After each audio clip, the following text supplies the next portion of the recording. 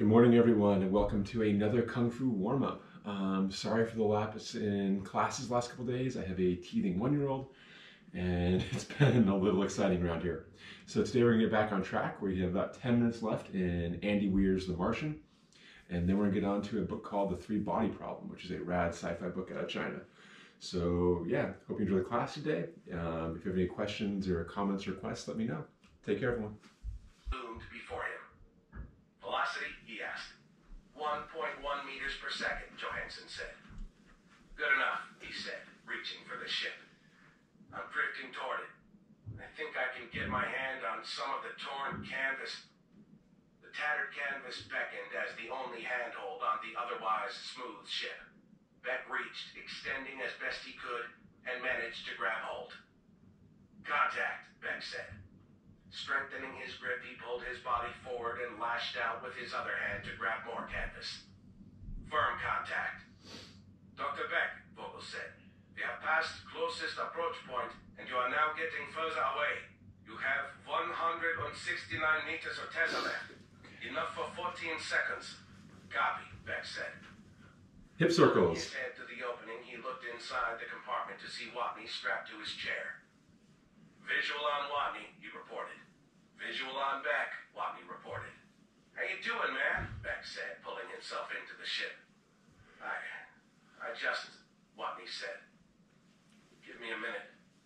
You're the first person I've seen in 18 months. We don't have a minute, Beck said, kicking off the wall. We've got 11 seconds. Change directions. Run out of tether. Beck's course took him to the chair where he clumsily collided with Watney. The two gripped each other's arms to keep Beck from bouncing away. Contact with Watney, Beck said. 8 seconds, Dr. Beck, Vogel radioed. Copy, Beck said as he hastily latched the front of his suit to the front of Watney's with tether clips. Connected, he said. Watney released the straps on his chair. Widen that stance. Strings off. We're out of here, Beck said, kicking off the chair toward the opening. The two men floated across the MAV cabin to the opening.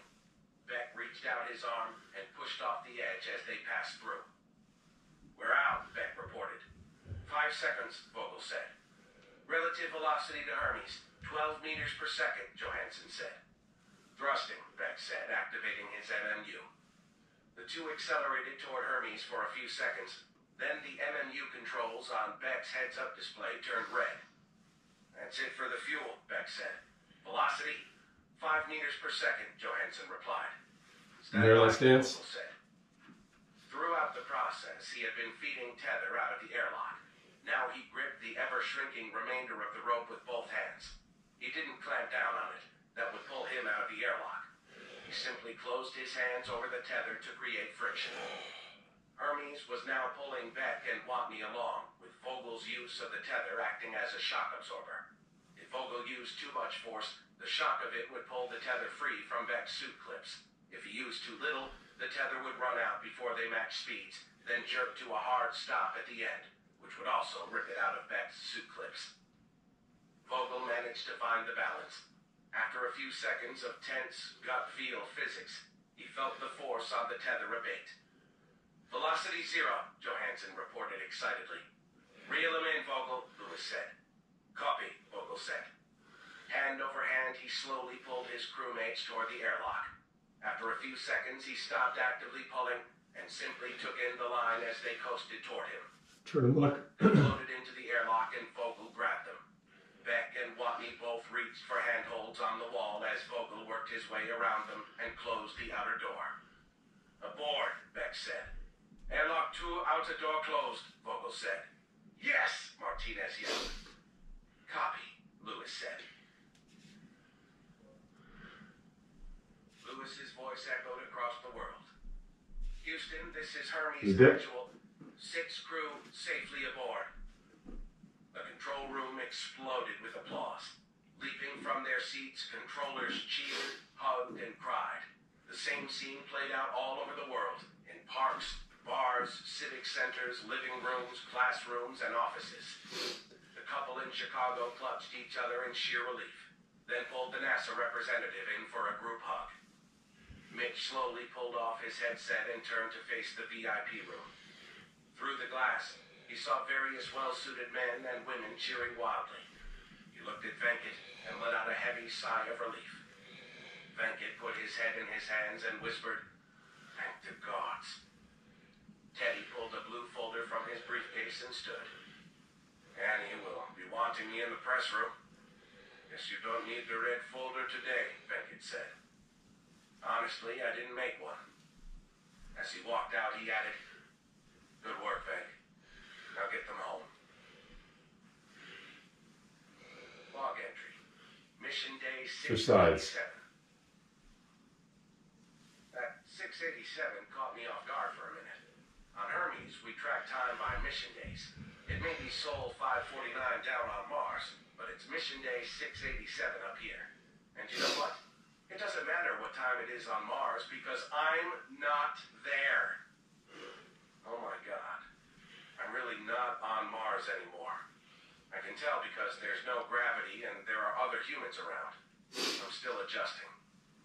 If this were a movie, everyone would have been in the airlock, and there would have been high fives all around.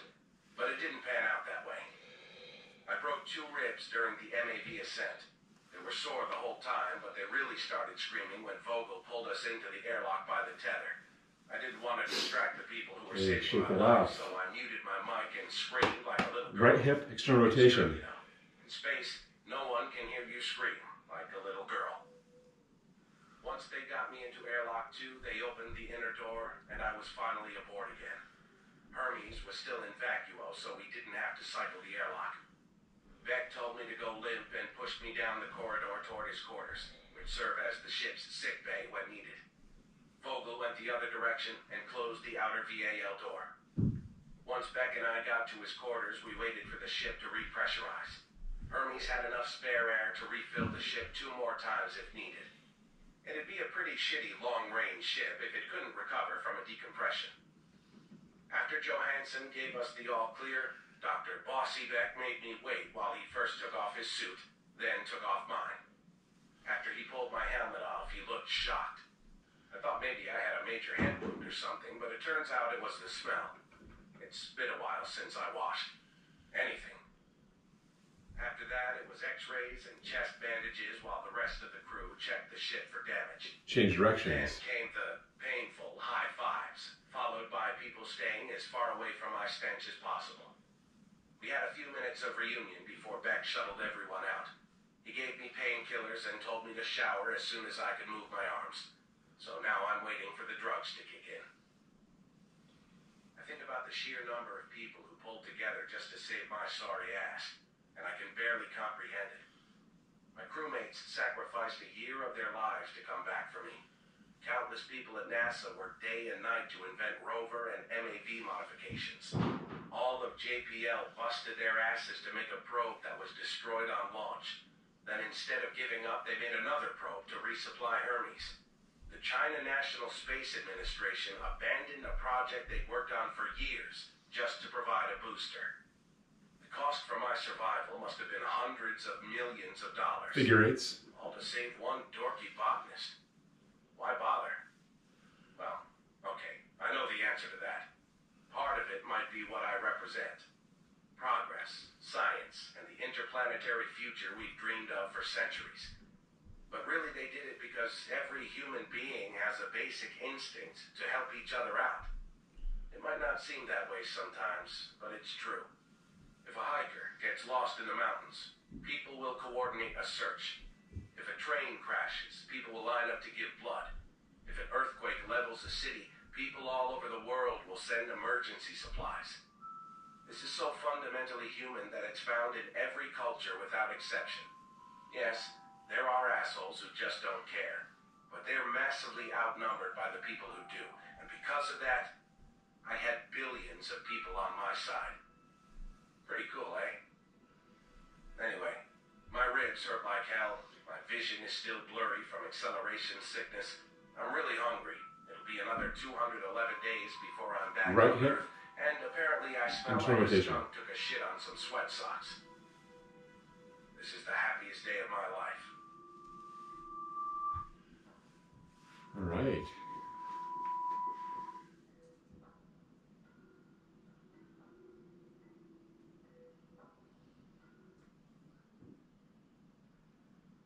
That does it for the Martian.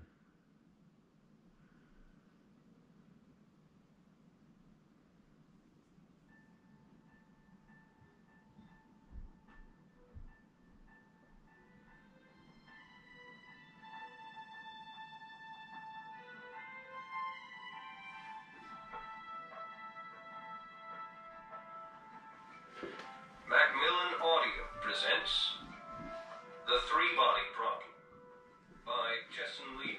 Right hip, internal rotation. Read for you by Luke Daniels.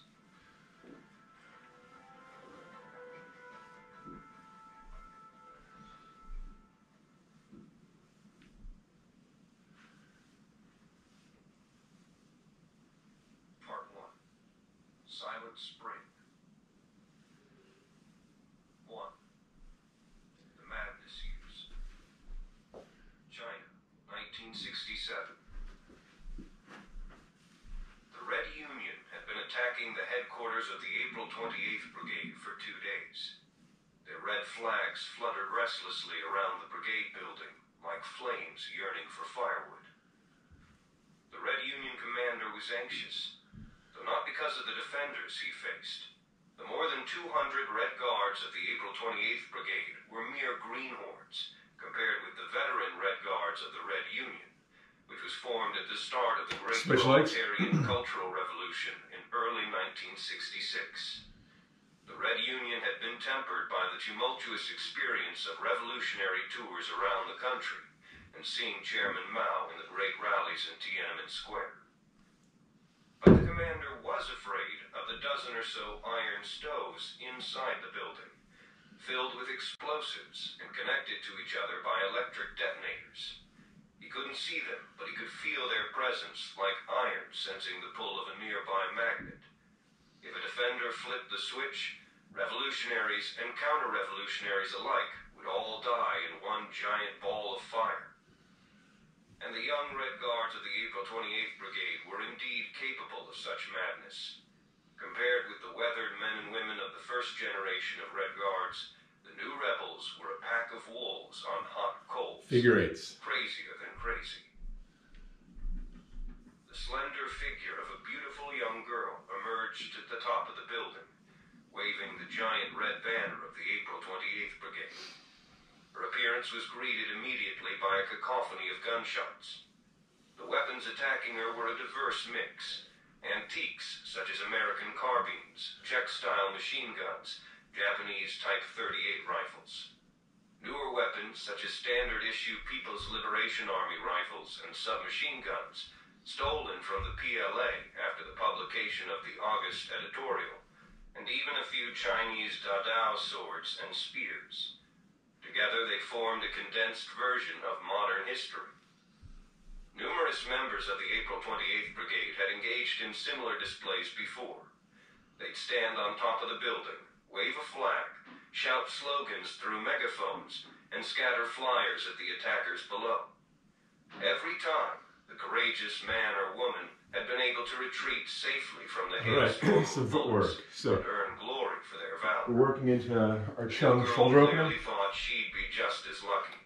As we come She through, waved the battle banner as though brandishing her burning youth, trusting that the enemy would be burnt to ashes in the revolutionary flames, imagining that an ideal world would be born tomorrow from the ardor and zeal coursing through her blood. She was intoxicated by her brilliant crimson dream, until a bullet pierced her chest. Her 15-year-old body was so soft that the bullet hardly slowed down as it passed through it and whistled in the air behind her.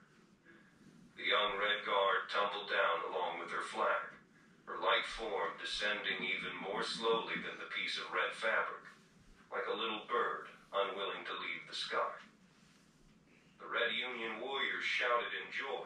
A few rushed to the foot of the building, tore away the battle banner of the April 28th Brigade, and seized the slender, lifeless body. They raised their trophy overhead and flaunted it for a while, before tossing it toward the top of the metal gate of the compound. Most of the gate's metal bars, capped with sharp tips, had been pulled down at the beginning of the factional civil wars to be used as spears, but two still remained. As their sharp tips caught the girl, life seemed to return momentarily to her body. The Red Guards backed up some distance and began to use the impaled body for target practice. For her, the dense storm of bullets was now no different from a gentle rain, as she could no longer feel anything. From time to time, her vine-like arms jerked across her body softly, as though she were flicking off drops of rain. And then, half of her young head was blown away, and only a single beautiful eye remained to stare at the blue sky of 1967. There was no pain in that gaze, only solidified devotion and yearning. And yet, compared to some others, she was fortunate. At least she died in the throes of passionately sacrificing herself for an ideal. Battles like this one raged across Beijing like a multitude of CPUs working in parallel, their combined output, the Cultural Revolution. A flood of madness drowned the city and seeped into every nook and cranny. At the edge of the city, on the exercise grounds of CiXinLiu University, a mass struggle session attended by thousands had been going on for nearly 2 hours. This was a public rally intended to humiliate and break down the enemies of the revolution through verbal and physical abuse until they confessed to their crimes before the crowd. As the revolutionaries had splintered into numerous factions, opposing forces everywhere engaged in complex maneuvers and contests. Within the university, intense conflicts erupted between the Red Guards, the Cultural Revolution Working Group, the Workers' Propaganda Team, and the Military Propaganda Team. And each faction divided into new rebel groups from time to time, each based on different backgrounds and agendas, leading to even more ruthless fighting. But for this mass struggle session, the victims were the reactionary bourgeois academic authorities. These were the enemies of every faction, and they had no choice but to endure cruel attacks from every side. Compared to other monsters and demons, reactionary academic authorities were special. Originally a term from Buddhism, monsters and demons was used during the Cultural Revolution to refer to all the enemies of the revolution. During the earliest struggle sessions, they had been both arrogant and stubborn. That was also the stage in which they had died in the largest numbers. Over a period of 40 days, in Beijing alone, more than 1,700 victims of struggle sessions were beaten to death. Many others picked an easier path to avoid the madness. Lao She, Wuhan, Tian Bozan, Fu Lei, Zhao Chuzan, Yi Chun, Wen Xie, Hai Mo, and other once respected intellectuals had all chosen to end their lives. Those who survived that initial period gradually became numb as the ruthless struggle sessions continued. The protective mental shell helped them avoid total breakdown. They often seemed to be half asleep during the sessions and would only startle awake when someone screamed in their faces to make them mechanically recite their confessions, already repeated countless times.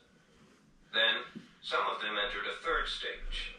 The constant, unceasing struggle sessions injected vivid political images into their consciousness like mercury, until their minds, erected upon knowledge and rationality, collapsed under the assault.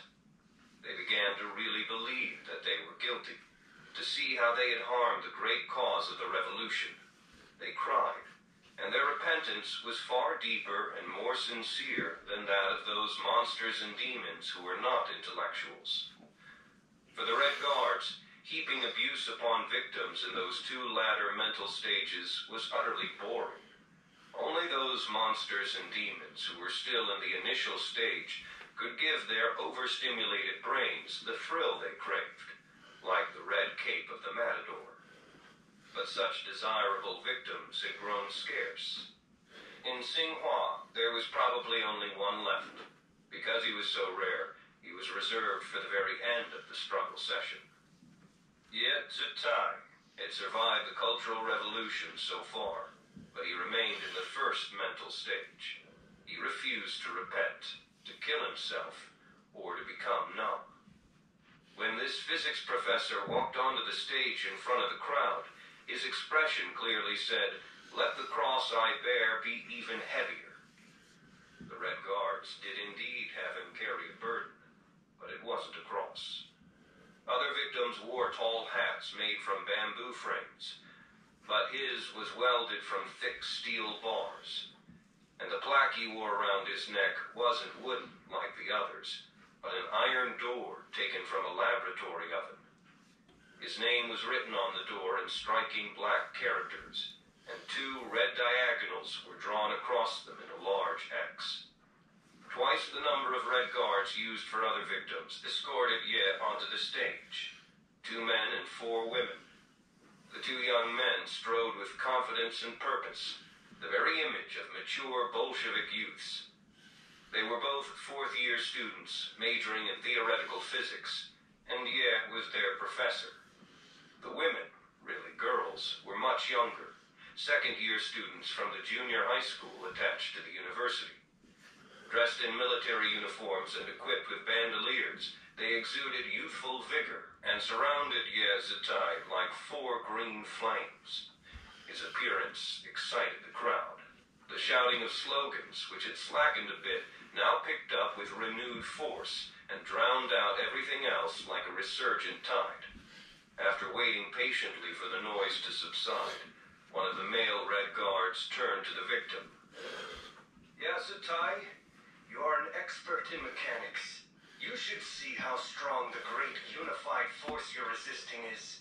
To remain so stubborn will lead only to your death. Today we will continue the agenda from the last time. There's no need to waste words. Answer the following question without your typical deceit. Between the years of 1962 and 1965, did you not decide on your own to add relativity to the intro physics course?" "Relativity is part of the fundamental theories of physics." "Yeah," answered. "How can a basic survey course not teach it?" "You lie!" A female Red Guard by his side shouted. "Einstein is a reactionary academic authority. He would serve any master who dangled money in front of him. He even went to the American imperialists and helped them build the atom bomb. To develop a revolutionary science, we must overthrow the black banner of capitalism represented by the theory of relativity." Ye remained silent, enduring the pain brought by the heavy iron hat and the iron plaque hanging from his neck. He had no energy to answer questions that were not worth answering. Behind him, one of his students also frowned. The girl who had spoken was the most intelligent of the 4 female Red Guards, and she was clearly prepared, as she had been seen memorizing the struggle session script before coming on stage. But against someone like Ye Zitai, a few slogans like that were insufficient. The Red Guards decided to bring out the new weapon they had prepared against their teacher. One of them waved to someone off stage. Ye's wife, physics professor Shaolin, stood up from the crowd's front row. She walked onto the stage dressed in an ill-fitting green outfit, clearly intended to imitate the military uniform of the Red Guards. Those who knew her remembered that she had often taught class in an elegant Ji Pao, and her current appearance felt forced and awkward. "Yes, Zitai." She was clearly unused to such theater, and though she tried to make her voice louder, the effort magnified the tremors in it. "You didn't think I would stand up and expose you? Criticize you? Yes, in the past I was fooled by you. You covered my eyes with your reactionary view of the world and science. But now, I am awake and alert. With the help of the revolutionary youths, I want to stand on the side of the revolution, the side of the people." She turned to face the crowd. "Comrades, revolutionary youths, revolutionary faculty and staff, we must clearly understand the reactionary nature of Einstein's theory of relativity. This is most apparent in general relativity. Its static model of the universe negates the dynamic nature of matter. It is anti-dialectical. It treats the universe as limited, which is absolutely a form of reactionary idealism." As he listened to his wife's lecture, Ye allowed himself a wry smile. "Lin, I fooled you? Indeed, in my heart you've always been a mystery. One time, I praised your genius to your father. He's lucky to have died early and escaped this catastrophe. And he shook his head, telling me that he did not think you would ever achieve much academically. What he said next turned out to be so important to the second half of my life. Lin is too smart. To work in fundamental theory, one must be stupid. In later years, I began to understand his words more and more. Lin, you truly are too smart. Even a few years ago, you could feel the political wind shifting in academia and prepared yourself. For example, when you taught, you changed the names of many physical laws and constants. Ohm's law you called resistance law. Maxwell's equations you called electromagnetic equations. Planck's constant you called the quantum constant. You explained to your students that all scientific accomplishments resulted from the wisdom of the working masses, and those capitalist academic authorities only stole these fruits and put their names on them. But even so, you couldn't be accepted by the revolutionary mainstream. Look at you now. You're not allowed to wear the red armband of the revolutionary faculty and staff. You had to come up here empty-handed, without the status to carry a little red book.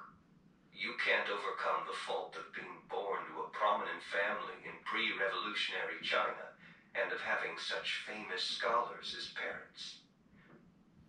But you actually have more to confess about Einstein than I do. In the winter of 1922, Einstein visited Shanghai. Because your father spoke fluent German, he was asked to accompany Einstein on his tour. You told me many times that your father went into physics because of Einstein's encouragement, and you chose physics because of your father's influence. So in a way, Einstein can be said to have indirectly been your teacher. And you once felt so proud and lucky to have such a connection. Later, I found out that your father had told you a white lie. He and Einstein had only one very brief conversation. The morning of November 13th, 1922, he accompanied Einstein on a walk along Nanjing Road. Others who went on the walk included Yu Yoren, president of Shanghai University, and Zhao Gubing, general manager of the newspaper Takung Bao. When they passed a maintenance site in the roadbed, Einstein stopped next to a worker who was smashing stones, and silently observed this boy with torn clothes and dirty face and hands. He asked your father how much the boy earned each day. After asking the boy, he told Einstein, 5 cents. This was the only time he spoke with the great scientist who changed the world. There was no discussion of physics, of relativity, only cold, harsh reality. According to your father, Einstein stood there for a long time after hearing the answer, watching the boy's mechanical movements, not even bothering to smoke his pipe as the embers went out. After your father recounted this memory to me, he sighed and said, in China, any idea that dared to take flight would only crash back to the ground. The gravity of reality is too strong. Lower your head, one of the male Red Guards shouted. This may actually have been a gesture of mercy from his former student. All victims being struggled against were supposed to lower their heads. If Yad did lower his head, the tall, heavy iron hat would fall off, and if he kept his head lowered, there would be no reason to put it back on him. But Yad refused and held his head high, supporting the heavy weight with his thin neck. Lower your head, you stubborn reactionary! One of the girl Red Guards took off her belt and swung it at Ye. The copper belt buckle struck his forehead and left a clear impression that was quickly blurred by oozing blood. He swayed unsteadily for a few moments, then stood straight and firm again. One of the male Red Guards said, when you taught quantum mechanics, you also mixed in many reactionary ideas. Then he nodded at Shaolin, indicating that she should continue. Xiao was happy to oblige. She had to keep on talking, otherwise her fragile mind already hanging on only by a thin thread, would collapse completely. Yazatai, you cannot deny this charge. You have often lectured students on the Either way. reactionary Copenhagen interpretation of quantum mechanics. It is, after all, the explanation recognized to be most in line with experimental results. His tone, so calm and collected, surprised and frightened Shaolin. This explanation posits that external observation leads to the collapse of the quantum wave function. This is another expression of reactionary idealism, and it's indeed the most brazen expression. Should philosophy guide experiments, or should experiments guide philosophy? Yes, sudden counterattack shocked those leading the struggle session. For a moment, they did not know what to do. Of course, it should be the correct philosophy of Marxism that guides scientific experiments. One of the male Red Guards finally said. Then that's equivalent to saying that the correct philosophy falls out of the sky. This is against the idea that the truth emerges from experience. It's counter to the principles of how Marxism seeks to understand nature. Shaolin and the two college student Red Guards had no answer for this. Unlike the Red Guards who were still in junior high school, they couldn't completely ignore logic. But the four junior high girls had their own revolutionary methods that they believed were invincible. The girl who had hit Ye before took out her belt and whipped Ye again. The other three girls also took off their belts to strike at Ye.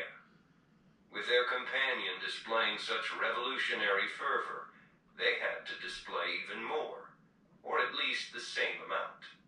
The two male Red Guards didn't interfere. If they tried to intervene now, they would be suspected of being insufficiently revolutionary. You also taught the Big Bang Theory. This is the most reactionary of all scientific theories. One of the male Red Guards spoke up, trying to change the subject.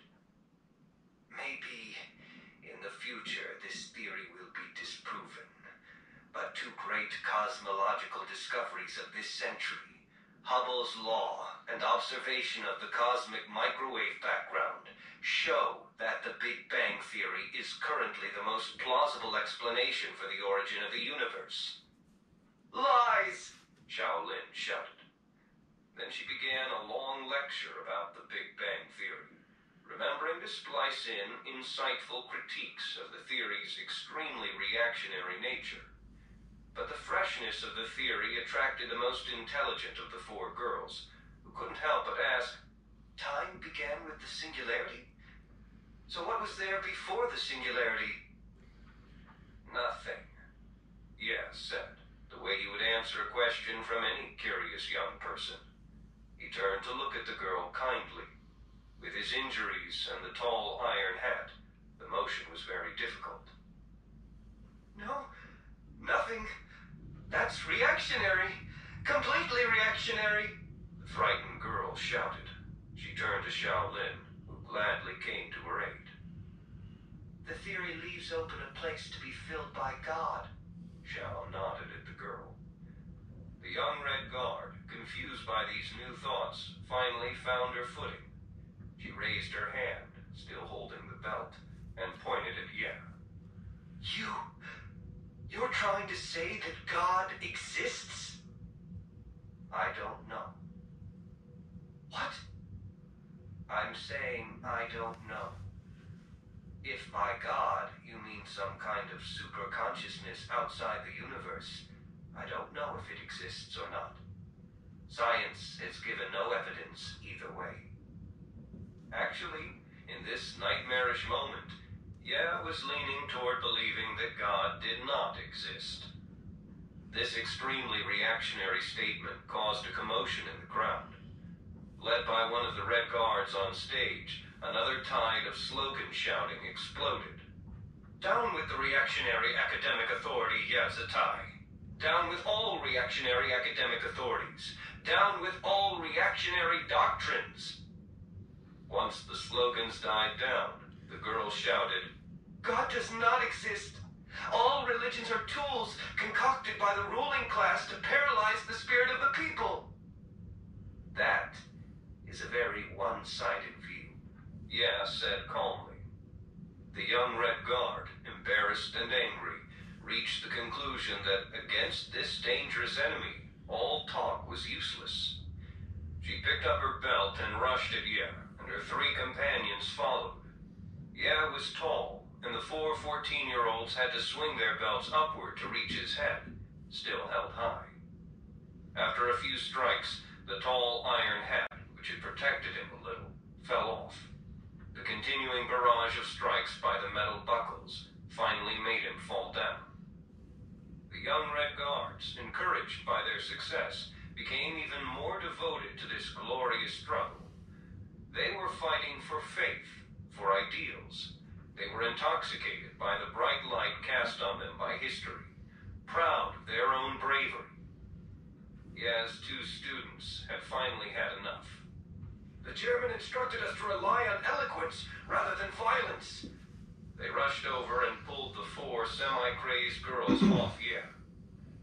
But it was already too late. The physicist lay quietly on the ground, his eyes still open as blood oozed from his head. The frenzied crowd sank into silence.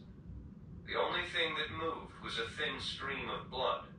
Like a red snake, it slowly meandered across the stage, reached the edge, and dripped onto a chest below. The rhythmic sound made by the blood drops was like the steps of someone walking away. A cackling laugh broke the silence. The sound came from Shaolin, whose mind had finally broken. The laughter frightened the attendees, who began to leave the struggle session, first in trickles and then in a flood.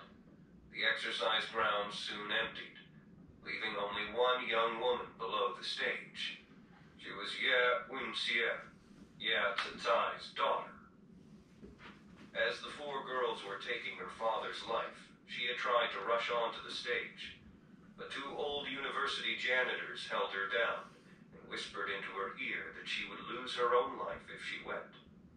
The mass struggle session had turned into a scene of madness, and her appearance would only incite more violence.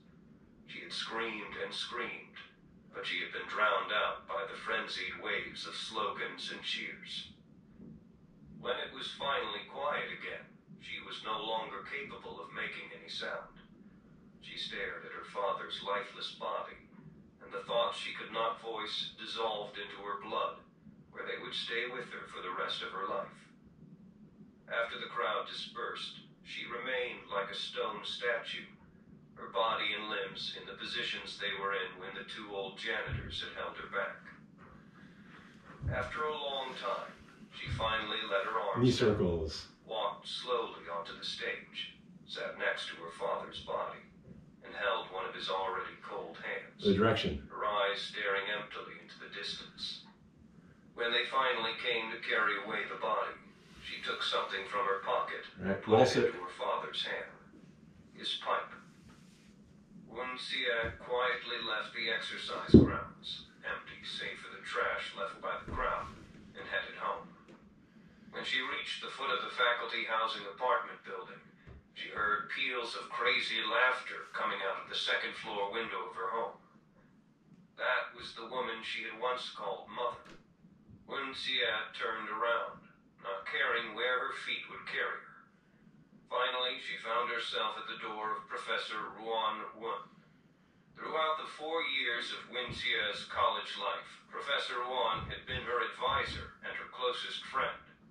During the 2 years after that, when Wenxie had been a graduate student in the astrophysics department, and through the subsequent chaos of the Cultural Revolution, Professor Ruan remained her closest confidant, other than her father.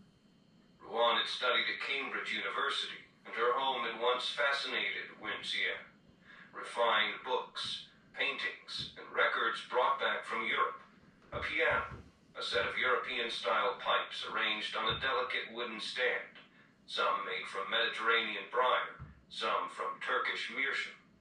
Each of them seemed suffused with the wisdom of the man who had once held the bowl in his hand, or clamped the stem between his teeth, deep in thought. mention the man's name. The pipe that had belonged to Wenxia's father had in fact been a gift from Ruan. This elegant, warm home had once been a safe harbor for Wenxia when she needed to escape the storms of the larger world. But that was before Ruan's home had been searched and her possessions seized by the Red Guards. Like Wenxia's father, Ruan had suffered greatly during the Cultural Revolution. During her struggle sessions, the Red Guards had hung a pair of high heels around her neck and streaked her face with lipstick to show how she had lived the corrupt lifestyle of a capitalist. Wenxia pushed open the door to Ruan's home, and she saw that the chaos left by the Red Guards had been cleaned up. The torn oil paintings had been glued back together and rehung on the walls. The toppled piano had been set upright and wiped clean, though it was broken and could no longer be played. The few books left behind had been put back neatly on the shelf. Ruan was sitting on the chair before her desk, her eyes closed.